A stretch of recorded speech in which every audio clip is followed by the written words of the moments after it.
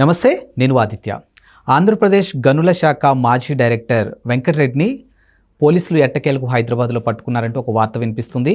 మరి అంతటితోనే ఆగకుండా A1గా ఎఫ్ఐఆర్ నమోదు చేశారంటూ ఒక వార్త అయితే బలంగా వినిపిస్తుంది. మరి ఈ అంశం గురించి మాట్లాడడానికి ప్రస్తుతానికి మనతో పాటు స్టూడియోలో ఉన్నారు ప్రముఖ సీనియర్ జర్నలిస్ట్ దుర్గా కుమార్ గారు. సార్ని అడిగి మరి విషయాలు తెలుసుకుందాం. సార్ నమస్కారం. సార్ నమస్కారం ఆదిత్య గారు, మన వీక్షకులు కూడా నమస్కారం. ఆంధ్రప్రదేశ్ గనుల శాఖ మాజీ డైరెక్టర్ వెంకటరెడ్డిని పోలీసులు ఎట్టకేలకు హైదరాబాద్లో పట్టుకున్నారని, A1 ముద్దాయిగా ఎఫ్ఐఆర్ నమోదు చేశారంటూ ఒక వార్త అయితే సోషల్ మీడియా వేదికగా బలంగా వినిపిస్తుంది. మరి ఇన్ని రోజులు కనిపించని ఈ వెంకటరెడ్డి అనూహ్యంగా ఇప్పుడు తెర మీదకి రావడం ఏంటి, మీ ఒపీనియన్ సార్? అంటే వెంకటరెడ్డి గారు జగన్మోహన్ రెడ్డి గారి ప్రభుత్వంలో జరిగిన మేజర్ కుంభకోణాలలో ఒకటైన ఇసుక కుంభకోణంలో ఆద్యుడు. మీరు అన్నట్టు అక్యూజ్డ్ 1గా ఉన్నాడు. తర్వాత ఈ కుంభకోణం కూడా దాని విస్తృతి పరిధి చాలా చాలా ఉందండి. అది దాదాపు 2,500 కోట్ల రూపాయలు రాష్ట్ర ప్రభుత్వ ఆదాయానికి గండిపడింది. వీళ్ళు అక్రమ ఇసుక వ్యాపారస్తులకి తవ్వుకెళ్ళటానికి సహకరించిన వ్యక్తుల్లో మొదటి వ్యక్తి అప్పటి గన్నుల డైరెక్టర్గా పనిచేసిన వెంకటరెడ్డి గారు. ఈయన మీద గత నెల 7వ తారీఖున కేసు నమోదు చేశారు. ఈయన అంతకుముందు స్టేట్ గెస్ట్ హౌస్లో ఉండేవాడు. ఎప్పుడైతే ఈ కుంభకోణం బయటకు వచ్చిందో కేసు నమోదు కన్నా ముందే ఆయన అదృశ్యం అయిపోయాడు, అబ్స్కాండింగ్లోకి వెళ్ళిపోయాడు. తర్వాత ఈయన గురించి దేశంలోని చాలా నగరాల్లో కూడా పోలీసులు బృందాలుగా ఏర్పడి విస్తృతంగా గాలిచ్చారు. ఆయన ఆచూకీ ఎక్కడ తెలవలేదు. ఇంకొక 7గురు కూడా ఈయనకి బాగా సహకరించారనేది ఉంది. ఈయన అప్పటి గనుల శాఖ మంత్రి పెద్దిరెడ్డి రామచంద్రారెడ్డి గారి ఆదేశాలు ఏం చెప్తే అది, ఎలా చెప్తే అలా, ఎవరికి ఇవ్వమంటే అలా ఇచ్చాడు. ఈయన ఒక్కడనే మనం నిందించడానికి కూడా ఇక్కడ అవకాశం లేదు. ఈ జిల్లా కలెక్టర్లుగా ఉన్న వారు కూడా వారి శక్తి మేరకి ఇందులో సహకరించారు. ఇది గ్రీన్ ట్రిబ్యునల్ కూడా వెళ్ళింది ఈ కేసు. గ్రీన్ ట్రిబ్యునల్ వారు కూడా జిల్లా కలెక్టర్లకి డైరెక్ట్గా అడిగారు, మీ జిల్లాల్లో ఇసుక ర్యాంపులు ఎక్కడెక్కడ ఉన్నాయి, ఎంతెంత తవ్వుతున్నారు, ఎంత డెప్త్ తవ్వారు, ఎంత ఏరియా తవ్వారు అన్నప్పుడు అప్పటికే వాళ్ళ దగ్గర పూర్తి సమాచారం ఉంది. సెటిలైట్ ఆధారంగా ఎన్ని భారీ యంత్రాలు పెట్టారు, తర్వాత ఎన్ని మీటర్లు, అంటే అనుమతించిన లోతుకి మించి కూడా తవ్వారు, పర్యావరణానికి నష్టపరిచే విధంగా. అయితే వాళ్ళు అడిగినప్పుడు ఈ గనుల శాఖ డైరెక్టర్గా ఉన్న వ్యక్తి కానీ, ఆ రోజు సిఎస్గా ఉన్న జవహర్ రెడ్డి గారు కానీ వాళ్ళకి ఒక సైక్లోస్టైల్డ్ కాపీ పంపించారు. అందరూ ఒకటే రిప్లై ఇచ్చారు, మా జిల్లాల్లో ఎక్కడ రీచ్ల్లో అక్రమ తవ్వకాలు జరగలేదు, అక్రమ నిల్వలు జరగలేదు, అక్రమ వ్యాపారం జరగలేదు అనే రీతిలో వీళ్ళు ఏదైతే పంపారో అందరూ ఒకే ఇదిగా పంపించారు. సైక్లోస్టైల్ అని ఉండేది చిన్నప్పుడు. అప్పుడు ఆ టెక్నాలజీ ఏంటంటే ఒక్క కాపీ తీసి ద మాస్టర్ కాపీ, దాంతో ఇంకు దీంతో సైక్లోస్టైల్ అని తీసేవాళ్ళు. ఇప్పుడు జిరాక్స్ లాగా అది ఒక అంతరించిపోయిన టెక్నాలజీలు అదొకటి. అట్లా అందరు కలెక్టర్లు ఒకటే పంపటం కూడా ఆశ్చర్యానికి గురి చేసింది గ్రీన్ ట్రిబ్యునల్ని. ఇది జాతీయ స్థాయిలో కూడా పెద్ద చర్చ అయింది. ఇప్పుడు ఈ కుంభకోణంలో కార్పొరేట్ సంస్థలను కూడా అనుమతించారు. ఇవన్నీ కూడా వెంకటరెడ్డి గారి ప్రమేయంతో జరిగిందనేది ఆ రోజు తెలుసు. కానీ ఆ ప్రభుత్వమే జగన్మోహన్ రెడ్డి గారు తీసుకొచ్చింది, వెంకటరెడ్డిని జగన్మోహన్ రెడ్డి గారు తీసుకొచ్చిన పర్పసే అక్రమంగా ఇసుక తవ్వకాలు చేసి ఎక్కువ లబ్ధి చేకూర్చాలి ఆయన మనుషులకు కానీ ఆయనకి కానీ. కాబట్టి ఆయనకి ఇచ్చిన డ్యూటీ ఏదైతే ఉందో, ఇప్పుడు బేవరేజెస్ కార్పొరేషను ఎండి ఏదైతే చేశాడో ఈయన కూడా అదే చేశాడు.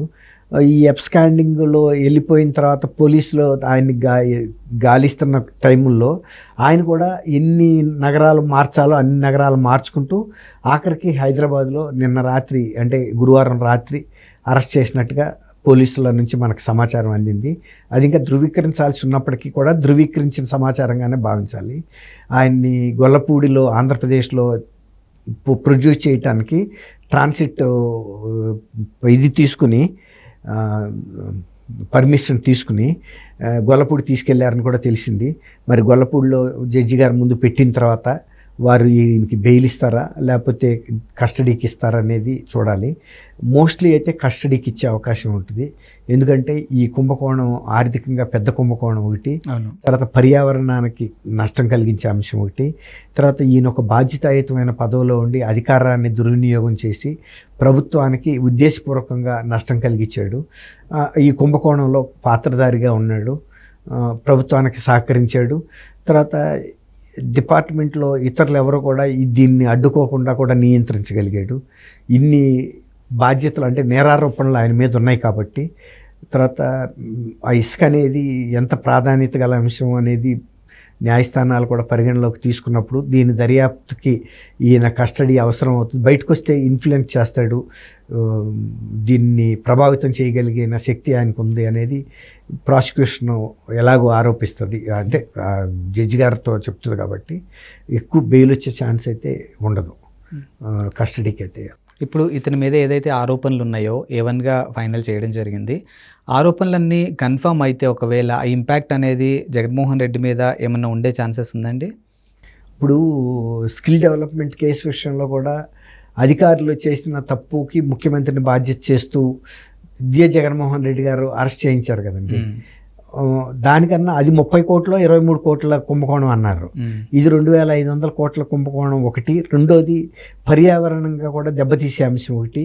తర్వాత ఇంకోటి ఏంటంటే దీని మూలన అనేక మంది చేతి వృత్తుల వాళ్ళ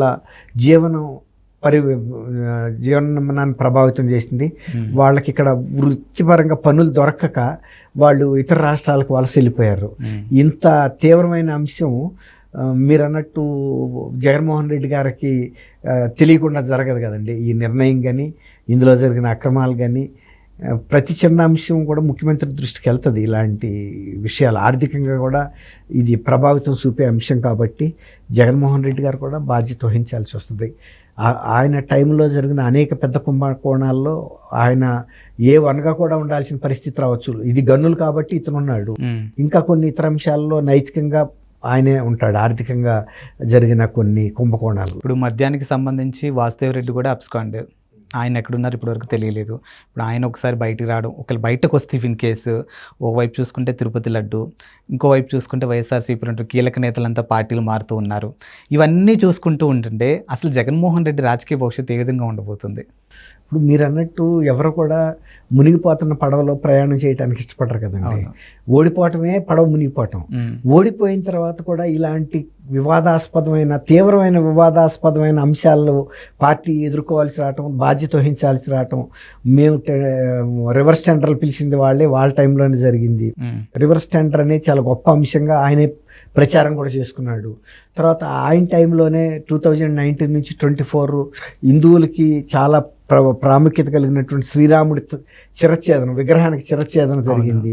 తర్వాత తూర్పుగోదావరి జిల్లాలో అంతర్వేదిలో రథం తగలబెట్టడం, విజయవాడలో కనకదుర్గమ్మ రథానుకున్న సింహాలు చేయటం, అనేక దేవాలయాల మీద దాడులు చేయటం, తర్వాత హిందూ మత సంబంధించిన వ్యక్తుల మీద విమర్శలు చేయటం, వాళ్ళ మనోభావాలను కించపరిచేటట్టుగా, ఇవన్నీ కూడా మరి జగన్మోహన్ రెడ్డి గారి టైంలో జరిగినాయి కదా. కాబట్టి దీనికి తగిన మూల్యం చెల్లించుకోవాల్సిన పరిస్థితి ఏ పార్టీకైనా ఉంటుంది. తర్వాత అంతర్గతంగా మీరు ఏం చెప్పారంటే నేతలు కూడా విడిచి వెళ్ళిపోతున్నారు.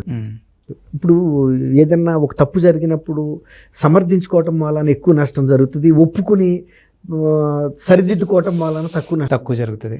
కానీ ఇప్పటికీ కూడా ప్రజలతో తర్వాత ఇంతమంది మనోభావాలు దెబ్బతిన్నా సరే వాళ్ళ మీద యుద్ధం ప్రకటిస్తామంటే వాళ్ళకి జరిగే లాభం ఏముంటుంది? ఒక రకంగా జరిగిన దానికి మేము కూడా చింతిస్తున్నాము. ఆయన వెళ్ళి ఆ రకంగా డిక్లరేషన్ శ్రీవారి ముందు ఇచ్చి ఒక సాధారణ భక్తుడు, ఒక సాధారణ హిందూ ఎలా వ్యవహరిస్తాడో అలా వ్యవహరించి జరిగిన దానికి నేను కూడా చింతిస్తున్నానని తలనేలాలు ఇచ్చుకుని హిందువులకి అందరిలాగానే ఆయన కూడా ఉంటే అది వేరే మాట. కాదు నేను శ్రీవారిని లెక్క చేయను, ఇతర మనోభావాలని లెక్క చేయను అంటే అది దీర్ఘకాలంలో పార్టీకి కానీ ఆ నాయకుడికి కానీ నష్టమే కదండి. అవును. అది జగన్మోహన్ రెడ్డి గారు మరి ఎంత తొందరగా తెలుసుకోగలిగితే ఇతర నాయకుల్ని ఇతర పార్టీలకు వెళ్లకుండా కూడా నివారించిన వ్యక్తి అవుతాడు. లేకపోతే ఒక్కొక్క నాయకుడు గ్రూపుగానే వెళ్ళిపోతున్నారు కదా. ఒక్కసారి నిన్న పవన్ కళ్యాణ్ పార్టీలో చేరారు 3 సీనియర్ నాయకులు. అట్లాగే వెళ్ళిపోతుంటారు కొంతమంది. ఇప్పుడు ఆర్ కృష్ణయ్య బీసీ నాయకుడని ఆయన ఇక్కడ తెలంగాణ నుంచి తీసుకెళ్ళి అక్కడి నుంచి రాజ్యసభకి ఎంపిక చేశాడు. ఆయన 4 ఏళ్ళు టైం ఉండగానే కూడా ఎందుకో ఆయన పైకి చెప్పట్లేదు కానీ ఎందుకో ఆయన వైఎస్ఆర్సీపీ సభ్యుడిగా కొనసాగటానికి ఇష్టపడలా. ఎందుకంటే ఆయన జాతీయ స్థాయిలో ఒక బీసీ నాయకుడిగా గుర్తింపు ఉంది. మరి ఆయన చెప్పేది ఏంటంటే నేనేదో బీసీ ఉద్యమ ఏర్పాట్లు చేసుకోవడానికి ఇది అడ్డంకిగా ఉందంటున్నాడు, కానీ అది అంత నమ్మశక్యంగా లేదు. ఆయనకి ఎందుకో వైఎస్ఆర్సీపీలో ఉండటం అంత సుముఖంగా లేకపోవటం వల్లనే రాజీనామా చేశాడు అనుకోవాలి. Thank you sir.